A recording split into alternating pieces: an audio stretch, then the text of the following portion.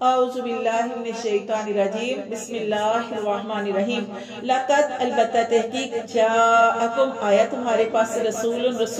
من انفسکم تمہاری ہی جانب سے رسول آیا تم میں تمہاری ہی جانب سے، یعنی اللہ نے اس رسول کو آدمی ہی بنا کے بھیجا، بشر ہی بنا کے بھیجا، لیکن بشروں میں سب سے بہترین بشر بنا کے بھیجا نبی صلی اللہ علیہ وسلم کو۔ اللہ فرماتے ہیں آیا تمہارے پاس رسول تمہاری ہی جانب میں سے عزیز علیہ گراں ہے اس پر ما انتم جو تمہیں مشقت پہنچے،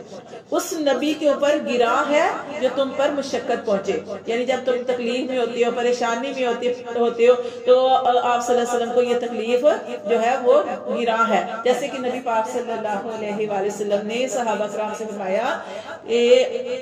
ایسی چھت پہ نہ سویا کرو جس کی منڈیر نہیں ہے، ٹھیک ہے، کہ جب ہو سکتا ہے تم میں سے کوئی گر جائے تو تمہارا گرنا مجھے تکلیف دیتا ہے، یعنی وہ نبی پاک صلی اللہ علیہ وسلم انسانوں کے اوپر انتہائی مہربان ہے۔ تو یہاں بھی یہ بتایا گیا کہ آیا تمہارے پاس رسول تمہاری ہی جانوں میں سے عزیز علیہ ما انتم گراں ہے اس کو جو تمہیں مشقت پہنچے، حریص علیکم وہ حریص ہے تم پر، حریص کیا وہ تمہارے ساتھ حریص ہے، وہ چاہتا ہے علیکم بالمومن حریص ہے مومنوں پر، بالمومنین مومنوں پر، رؤوف الرحیم وہ بڑا شفیق ہے اور بڑا رحم کرنے والا ہے، یعنی مسلمانوں کے حق میں نبی پاک صلی اللہ علیہ وسلم شفیق ہے، مہربان ہے، اور آپ صلی اللہ علیہ وسلم کی جو ہے وہ مسلمانوں کے اوپر جو ہے وہ شفقت کرنے والے ہیں اور ان کی نیکیوں پر حریص ہیں کہ وہ زیادہ عمل کریں، نیک عمال کریں، اور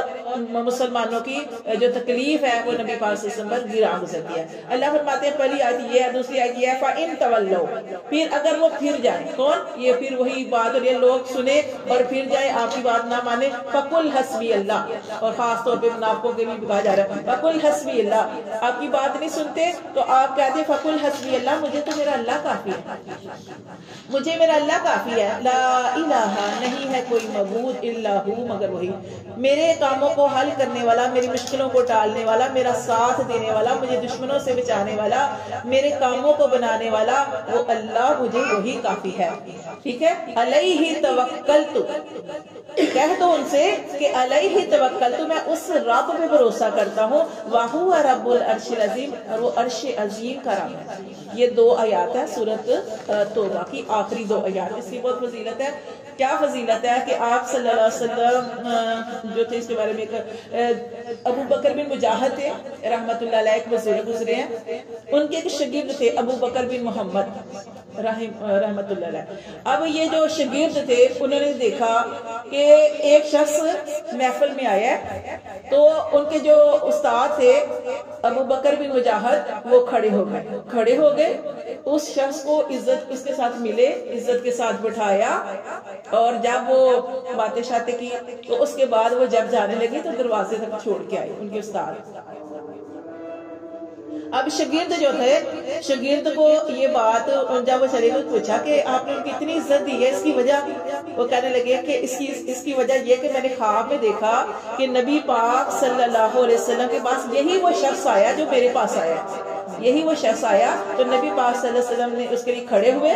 پھر آپ صلی اللہ علیہ وسلم نے اس کا بوسہ لیا، ماتھا چوما، اور اس کے بعد آپ صلی اللہ علیہ وسلم نے عزت کے ساتھ بٹھایا،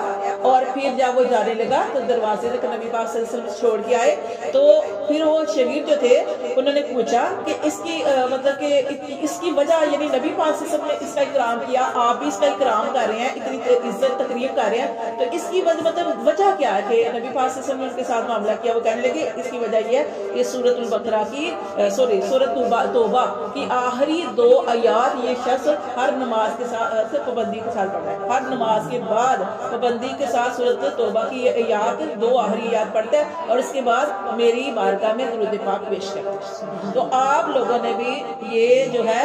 دو آیات ہر نماز کے بعد، ہمیں بھی الحمدللہ پڑھتی ہوں جب سے سنا ویسی فضیلت آپ لوگ بھی، اس کے علاوہ بھی کوئی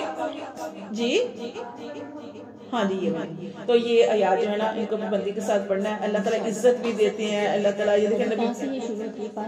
لقد جاءکم سے لے کے ٹھیک ہے اور یہ رب العرش العظیم تک یہ جو ہے ان کو آگے پڑھتے ہیں۔